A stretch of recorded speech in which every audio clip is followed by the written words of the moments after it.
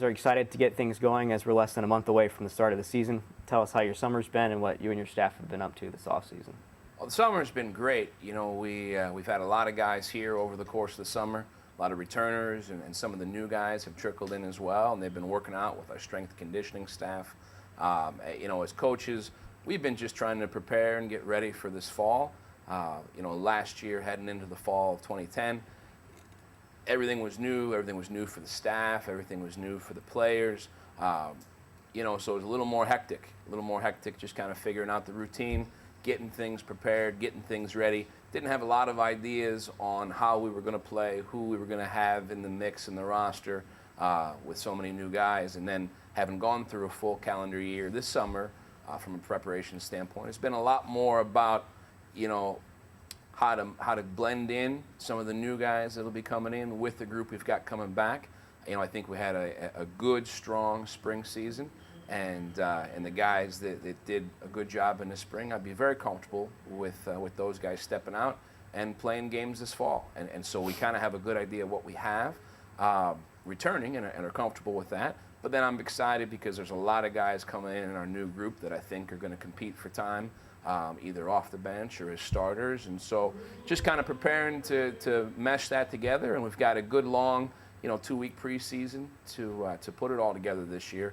You know, last year we had some early exhibition matches that, you know, really kind of cut short some of the work we were able to do in training. At that time, those I thought were very, very important for us. This year we've got a little longer time together to kind of blend in the new group of guys coming in with the group coming back, and it's going to be fun. It's going to be fun. So we've spent a lot of time, you know, doing that.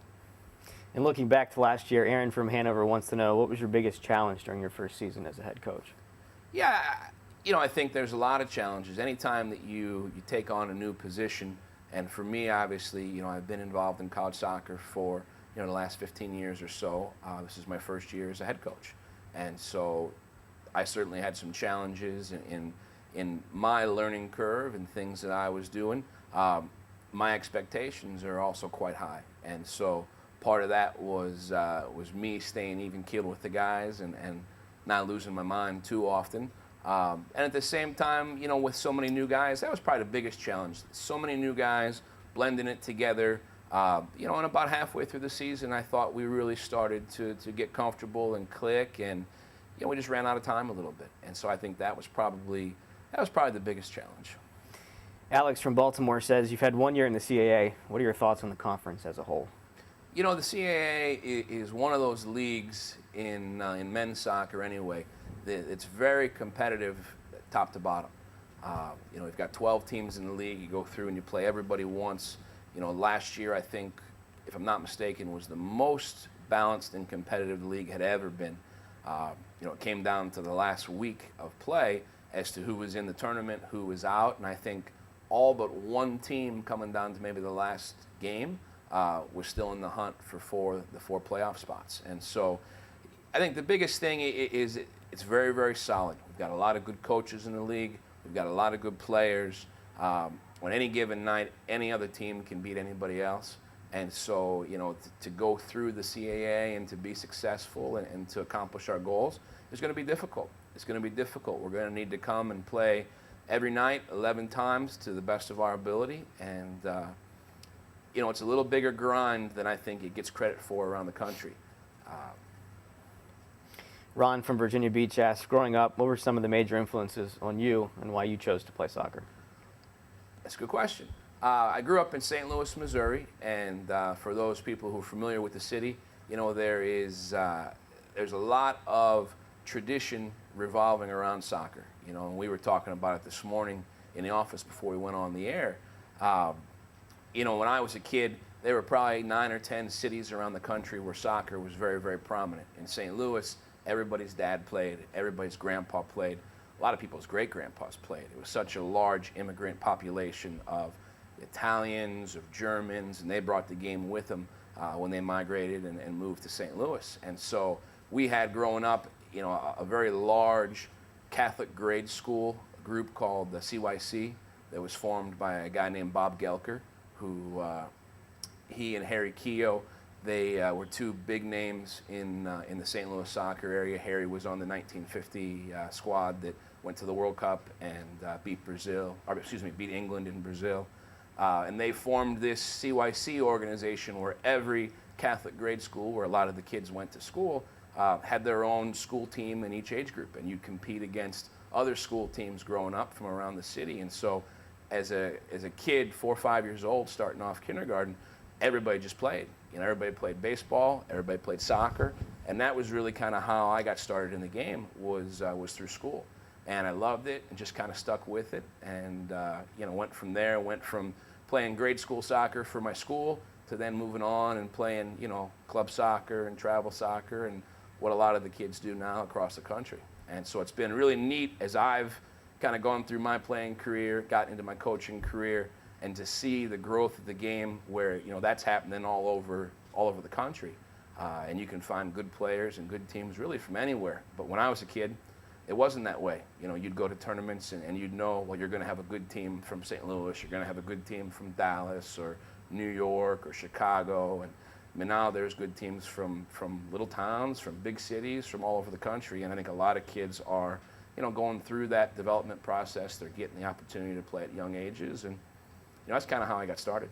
I didn't plan on leaving Akron. I wasn't like, there's a lot of guys that are looking around for any job that comes open here or there. When I was contacted by Norwood here at VCU, there was something about it piqued my interest.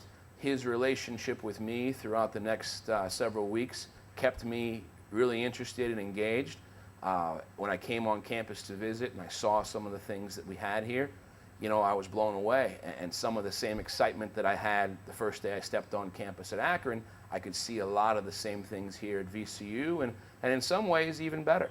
And that really kind of hooked me. And so the challenge then, moving from a program where, we'd kind of gotten pretty close to where our goals were, and coming somewhere where, there'd been a lot of success in the past for, a short period of time, 2002 to 2004, there was a great run. Really 97, 98, 99, there was a great run. That period between maybe 97 and 04, I think things were really firing here. And I remember, as a competitor across the country, looking across NCAA brackets, seeing VCU's name, knowing some of the players then that moved on and played professionally.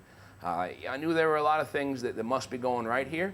And when I came here and saw it, I saw why. And I saw some of the things that Dr. Trani had done and what Norwood was doing with the athletic department. We're very excited. But the challenges were different. We inherited a group that, for whatever reason, had fallen on a little tougher times. And it had several years where, things just hadn't gone as well. They'd fallen off. We finished, I think, the year before I got here, 10th in the league in 2009, maybe 9th the year before. Maybe had one winning season since the quarterfinal run of 04. And so, the players, the expectations around the program, things had dipped a bit. And so one of the biggest challenges for us as it related to the culture, was getting guys to have a little higher expectations, guys that were here to bring their expectations up to ours. Is it related to daily training? Is it related to the classroom? Is it related to really everything? And to start to believe that, they were competing with and against the very best teams. And we infused a group of talented players last fall into a group that we'd really worked hard with in the spring, with some talented players there and a lot of kids who really bought into that culture and that belief. One of the things that was a tough challenge, I think, was because a lot of the guys hadn't been used to winning, and they didn't go into games expecting to win all the time. There were some performances that I think could have been better, and certainly some results that were out there to be had. We finished the season 8-5-6. We were 8-3-6 heading into the last two games, and of those 6 ties, to be honest, I was disappointed that we didn't win every one of them. Allison from Chester wants to know, who are some of the teams that you follow internationally, and who are some of those players that you enjoy watching? Well, Arsenal and Barcelona are my 2 favorite teams, probably in that order. Barcelona is a little further along at this point than my Gunners are. but I'm not going to be a fair weather fan, and I'm going to stick with them. And I grew up, really enjoying that style. I enjoy a possession game. I enjoy, an attacking game. It's what I believe in. It's what I fell in love with about this game. And so players like Messi and Fabregas, Nasri, when I was a kid, Henri. I mean, these were guys that I grew up enjoying, just watching what they were able to do, the magic they were able to create. And in keeping with this season, Warren from Richmond asks, losing senior captains and leaders C.J. Scott and Tomas Hooper, who do you look to step up, maybe fill those roles this season? Well, I think it's interesting. One of the interesting and neat things about college athletics is you always have that turnover. You have guys that like CJ and Thomas did a great job for us last year, and really did a great job for the 12 months they were with us, and leading the team and pushing us every day. You couldn't have asked for better leadership than those guys. But when those guys leave, and it happens, senior captains and junior captains, those guys turn over and they leave. And there's always people within the team that I think are being groomed, are getting more comfortable, or are kind of coming into their own, or waiting in the wings for whatever reason. And I think there are some guys here that I think have the chance to step up and be really good leaders for us. Guys like Joseph Abouche really stepped up and had a great spring.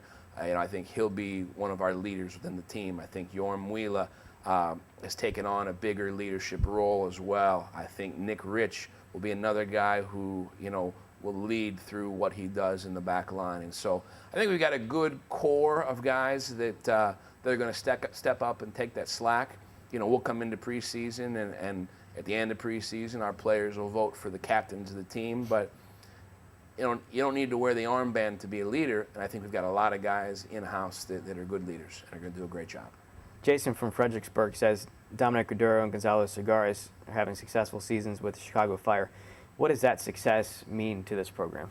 Well, I think Dom and Sega are, Dykstra a year before with Chicago, and now with Charleston, he's had some injuries, but is still going. Deli and Jerson are with the Kickers. I think those guys are the guys that are left from that successful period that we had here from, 97 to 04. I think those guys are, I think probably the biggest thing to the program is it reminds you and it lets recruits know that you can go to VCU and you can move on and play the game at the highest level here in our country. And so I think they're great ambassadors for VCU and for VCU soccer. I don't think they're going to be alone in MLS for long as it relates to VCU alumni.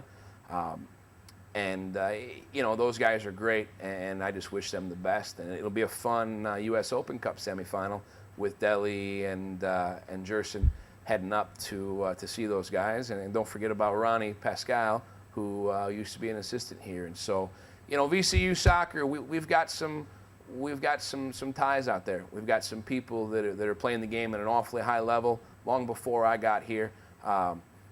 But I think it really opens the door to recruits' eyes that this is a good avenue.